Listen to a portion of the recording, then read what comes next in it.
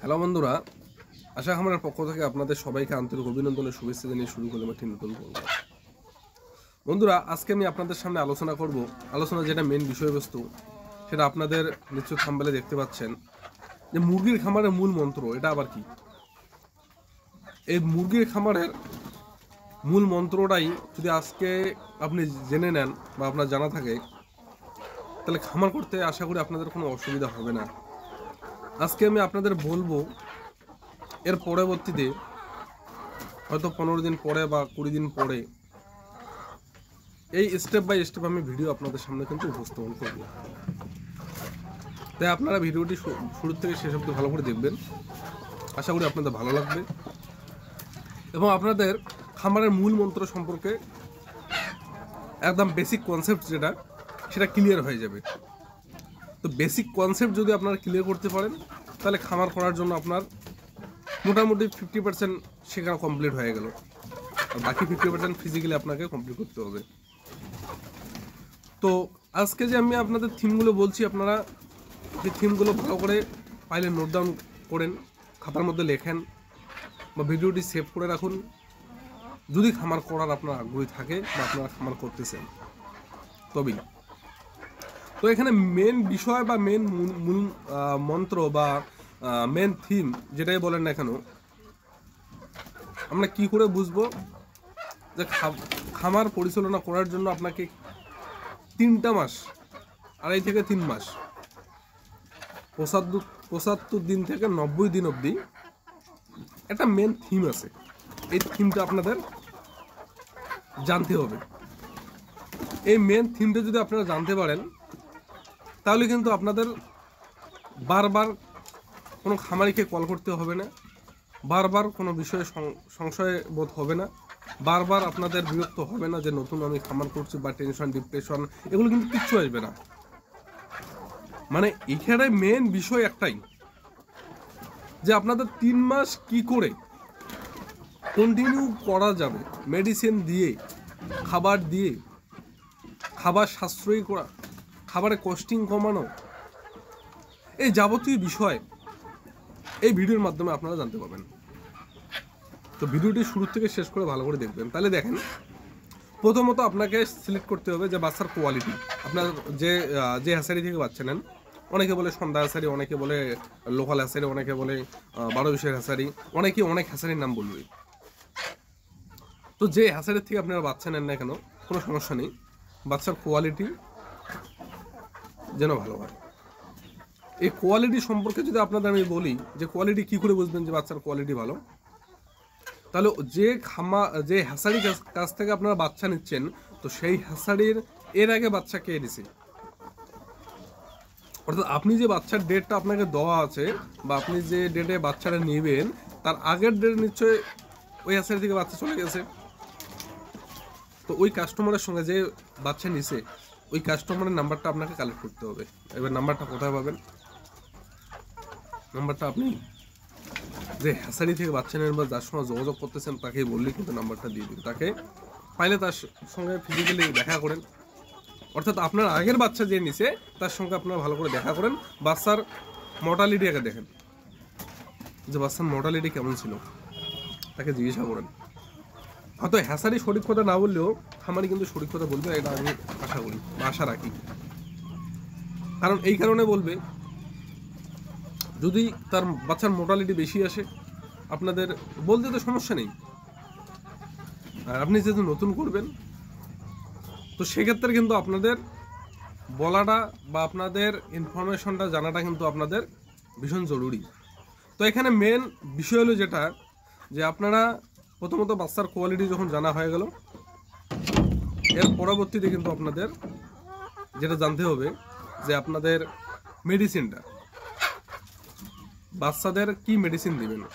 দেখেন বন্ধুরা, অ্যাকচুয়ালি বিষয় হলো এটাই, যে আপনারা যেদিন বাচ্চাটা নিয়ে আসবেন, বাচ্চাটার সাথে সাথে কিন্তু আপনাদের ওআরএস নিতে হবে।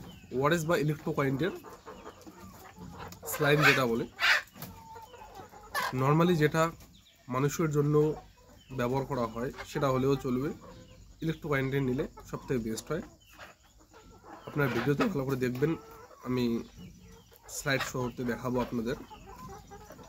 তো মেন বিষয় এটাই যে ওআরএসটা নিলেন, বাচ্চাটা যখন কোথা থেকে নিয়ে আসবেন বা জার্নি করে আসবে, টায়ার্ড হয়ে আসবে, তখন কিন্তু আপনারা আধা ঘন্টা মানে 30 মিনিট বা 1 ঘন্টার মতো রেস্ট দেবেন বাচ্চাটাকে।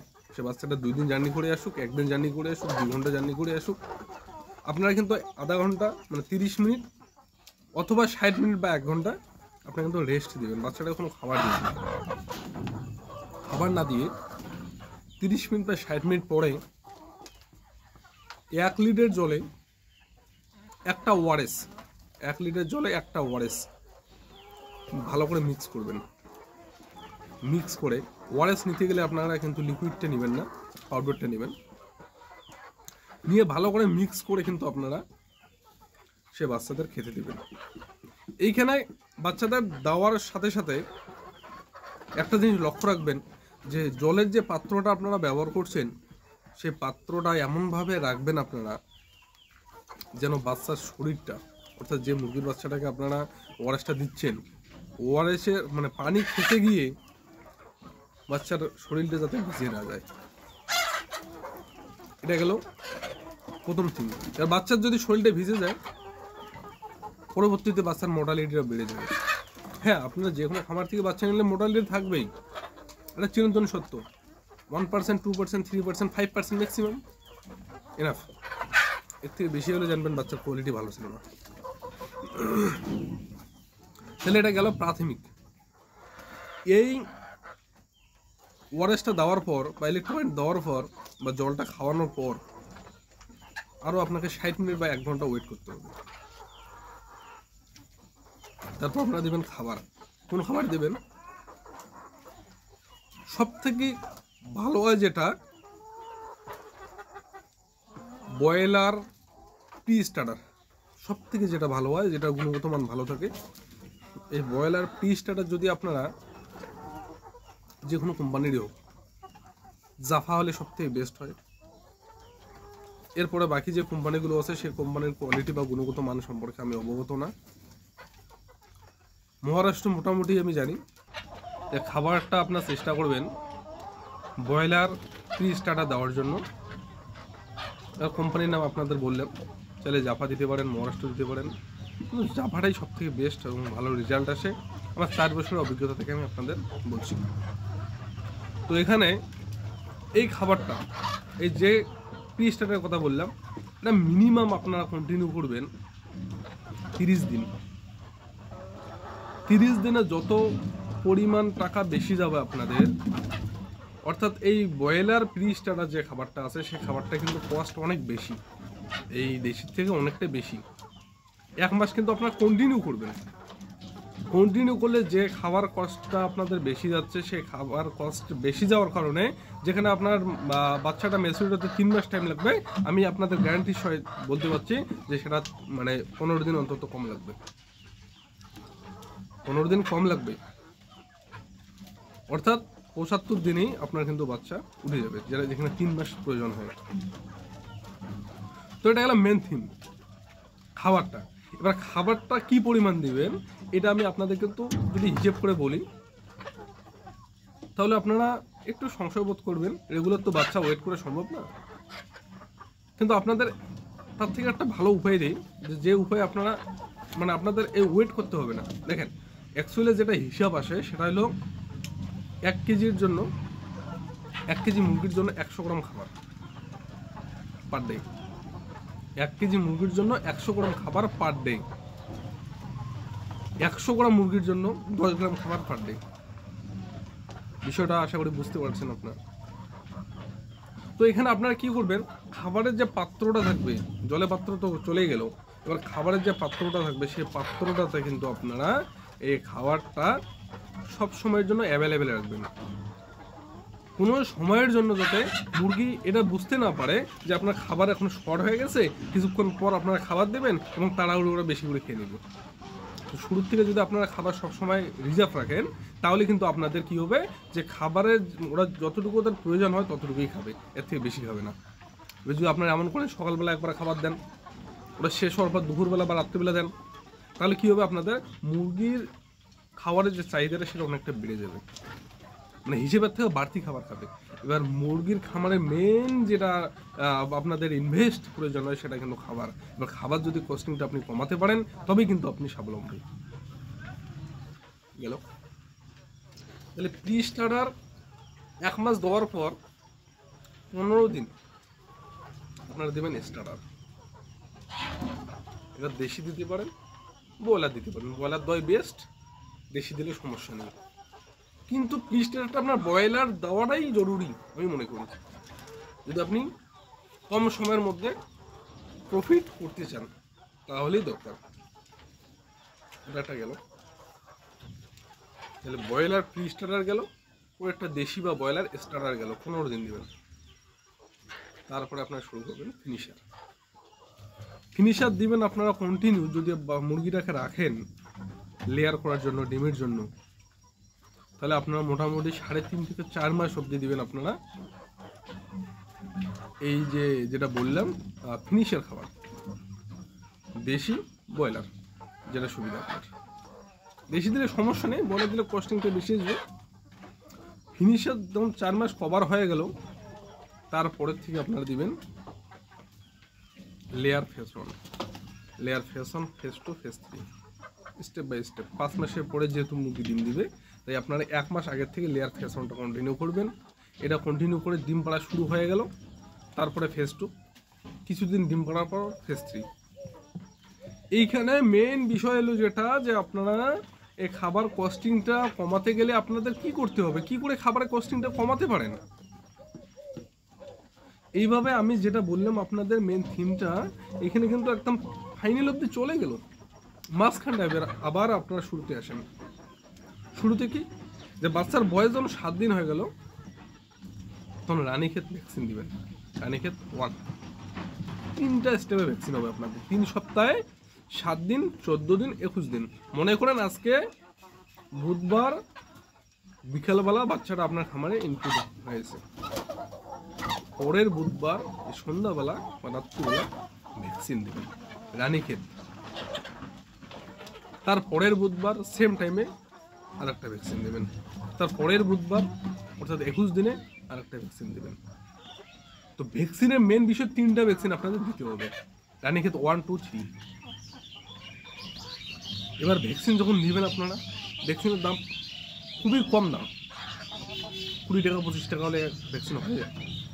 কিন্তু আপনারা দেখবেন ভ্যাকসিনের ডেটটা যেন এক্সপায়ার ডেট না হয়। ভালো করে দেখবেন ভ্যাকসিনের ডেটটা যেন এক্সপায়ার ডেট না হয়। এক্সপায়ার ডেট হয়ে গেলে ঝামেলা। ভ্যাকসিনটা কী করে দেবেন, ভ্যাকসিনের মধ্যে একটা লিকুইড থাকে, একটা ট্যাবলেট থাকে, একটা লিকুইড থাকে, একটা ট্যাবলেট থাকে। আবারও বলছি, একটা লিকুইড, একটা ট্যাবলেট থাকে। লিকুইডটার মধ্যে মানে পানিটার মধ্যে আপনাকে ট্যাবলেটের মুখোটা খুলে বা কেটে দিয়ে এই ট্যাবলেটটা কিন্তু আপনাকে ওই লিকুইডটার মধ্যে মিক্স করে ঝাঁকনি মারতে হবে। ভালো করে মিক্স হয়ে গেল, একটা ভালো পিন দিয়ে, একদম ফ্রেশ পিন, জং ধরা পিন না, ফ্রেশ পিন দিয়ে যেটা লিকুইডটাতে মিক্স করলেন ওটার মুখটাতে একটা ফুটো করবেন। ফুটো করে মুরগির বাচ্চার ডান চোখ হোক বা চোখ হোক, চেষ্টা করবেন ডান চোখ থেকে শুরু করে একটা করে মুরগি ধরবেন, এক টোপ করে, 1 ফোঁটা করে, 1 ফোঁটা বা 1 টোপ করে মুরগির চোখে দিবেন, ডান চোখে। একটা একটা করে ধরলেন, একটা একটা করে দিলেন। একটা পাত্রের মধ্যে একসঙ্গে 50টা নিয়ে আসলেন, ধরে ধরে একটা একটা করে দেওয়ার পরে ছেড়ে দিলেন। প্রথমটা যদি ডান চোখে দেন, দ্বিতীয় ভ্যাকসিন বা চোখে দিবেন, তৃতীয় ভ্যাকসিন আবার ডান চোখে দিবেন। Vaccine complete, enough. তাহলে ভ্যাকসিন সম্পর্কে আপনাদের কিন্তু বলা হয়ে গেল। ভ্যাকসিন যখন কমপ্লিট হয়ে গেল, তারপরে আপনারা এবার মেডিসিন কন্টিনিউ করবেন। মেডিসিন কন্টিনিউ করতে গেলে আপনাদের প্রথমে বলছিলাম যে লেক্সিন পাউডার ইউজ করবেন প্রথম 7 দিন। লেক্সিন, সেফালেক্সিনের লেক্সিন পাউডার, এর আগে ভিডিওতে আমি আলোচনা করছিলাম। সেই লেক্সিন পাউডার আপনারা কিন্তু ব্যবহার করবেন। এই লেক্সিন পাউডার বাচ্চার ক্ষেত্রে 20 গ্রামে একটা প্যাকেট পাওয়া যায়, সেই 20 গ্রাম প্যাকেট 5 লিটার জলে, যদি বাচ্চার কোয়ান্টিটি আপাতত 100 ধরি, 2 গ্রাম দিবেন। বাচ্চা যদি 100 হয়, 2 গ্রাম 5 লিটার জলে মিক্স করে খেতে দিবেন। যে জল আপনারা খেতে দেন সেই জলের সঙ্গে মিক্স করে দিবেন। 1 সপ্তাহ যাওয়ার পর আপনারা 2টা মেডিসিন ইউজ করবেন। আমি সেই 2টা মেডিসিন সম্পর্কে আপনাদের বলবো এবং দেখাবো। একটা অ্যান্টিবায়োটিক, একটা ক্যালসিয়াম। এই অ্যান্টিবায়োটিক আর ক্যালসিয়াম ব্যবহার করার কারণে মুরগির মেডিসিনেই কমপ্লিট হয়ে গেল। মানে ক্যালসিয়াম আর অ্যান্টিবায়োটিক এই 2টা ব্যবহার করার কারণে আপনাদের মনে করেন মুরগির মেডিসিনই কমপ্লিট হয়ে গেল। একটার নাম অসমিন, একটার নাম এমবিপ্লেক্স। আমাদের এদিকে ওয়েস্ট বেঙ্গলে যেটা কুচবিহার জেলা যেটা অ্যাভেলেবেল পাওয়া যায়, যে বা যেটা ভালো মানের হয়ে থাকে, সেটা আপনাদের বলছি। আপনারা চাইলে অন্য কোনো কোম্পানির মেডিসিন নিতে পারেন। এখানে আমি স্পন্সর না যে আমাকে কোম্পানি পয়সা দিছে আমাকে অ্যাডভাইস করার জন্য, এরকমটা না। তো আপনারা প্রথমে কি করবেন, এই এমবিপ্লেক্স আর অসমিন এই 2টা মেডিসিন ইউজ করবেন। একটা হবে আপনার অ্যান্টিবায়োটিক, একটা হবে ক্যালসিয়াম। এই 2টা ব্যবহার করার পরে এখানে ভিটামিনও যুক্ত থাকে, অ্যাটাচ করা থাকে। এটা রেগুলার ইউজ করবেন আপনারা 1 টাইম করে। 100 বাচ্চার ক্ষেত্রে 1 ml, 100 বাচ্চার ক্ষেত্রে 1 ml এমবিপ্লেক্স সকালবেলা দিবেন জলের সঙ্গে মিক্স করে, যে জলটা আপনারা খেতে দেন। সন্ধ্যাবেলা দিবেন অসমিনটা, একটা সকালবেলা দিবেন, একটা সন্ধ্যাবেলা দিবেন। বাস বাচ্চার ওয়েট যখন বেড়ে যাবে পরিমাণটা একটু বাড়াবেন। আপনাদের ওটা ওইভাবে অ্যাকুরেটভাবে আইডেন্টিফাই করে আমি দিতে পারবো না, বা আপনাদের করার প্রয়োজন নেই, বা কারো সাজেশন নেওয়ার দরকার নেই যে বাচ্চার ওয়েট কতগুলো আছে, বাচ্চার কোয়ালিটি কতগুলো আছে, এভাবে দরকার নেই। আপনারা শুধু বেসিক যেটা নলেজ সেটা আপনারা জেনে রাখুন, যে এখানে 100 গ্রাম 100 বাচ্চার ক্ষেত্রে 1 ml দিতে হবে per day.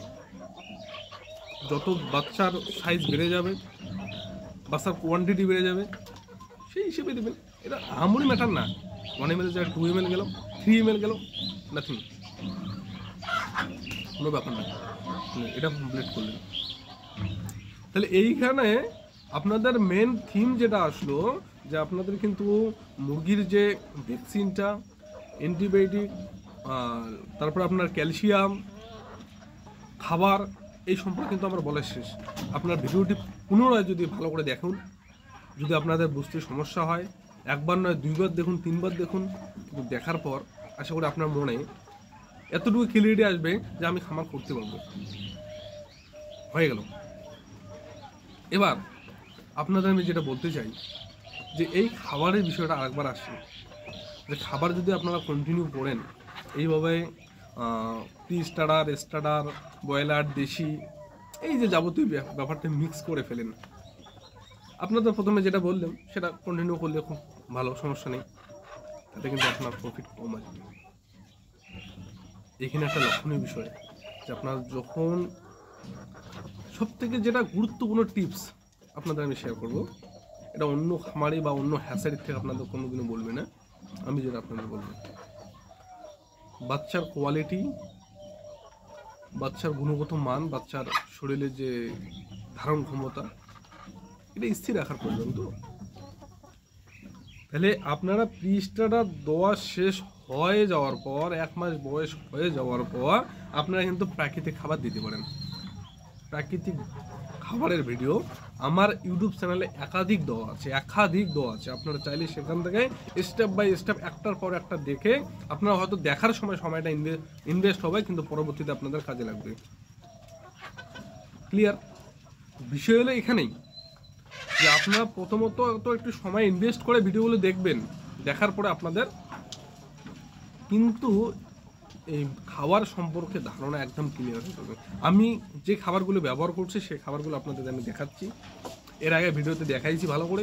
Step by step খাবারটা তুলবেন, পরিষ্কার করবেন, কেটে কেটে দিবেন, গোটা দিবেন, কি করে দিবেন, কেমন খাবে, খাবারের চাহিদা কেমন থাকবে, খাবারের গুণগত মান কী আছে, এই নিয়ে কিন্তু স্টেপ বাই স্টেপ আমাদের এর আগে ভিডিওতে আলোচনা হয়েছে এবং পরবর্তী আবারও আলোচনা হবে। তো হয়তো ভিডিওটি একটু লম্বা হয়ে গেল, বড় হয়ে গেল। আশা করি আপনারা ক্লিয়ারভাবে বুঝতে পারলেন যে মুরগি খামারের মেন মূল মন্ত্রটা কি। এই মূল মন্ত্রটা জানলেই আপনার কিন্তু খামার করা একদম ইজি হয়ে যাবে। তো বন্ধুরা, বেশি কিছু বলবো না। যদি ভিডিওটি ভালো লাগে অবশ্যই লাইক করবেন, শেয়ার করবেন। অন্যদের দেখার সুযোগ করার জন্য শেয়ার তো করতেই হবে। এবং আমাদের আশা খামারের জন্য নতুন দর্শক হয়ে থাকেন অবশ্যই চ্যানেলটিকে সাবস্ক্রাইব করবেন, পাশে তো বেল আইকনটি প্রেস করে অল করে রাখবেন নিত্য নতুন ভিডিও পাওয়ার জন্য, মানে পরবর্তী ভিডিও আসার জন্য। আপনারা অবশ্যই চ্যানেলটিকে সাবস্ক্রাইব করলে পরবর্তী যখন আমরা ভিডিও আপলোড করব আপনাদের ওখানে কিন্তু নোটিফিকেশনের মাধ্যমে চলে যাবে। ধন্যবাদ, ভালো থাকবেন, সুস্থ থাকবেন। দেখা হবে পরবর্তী কোনো নতুন ভিডিওতে। টাটা।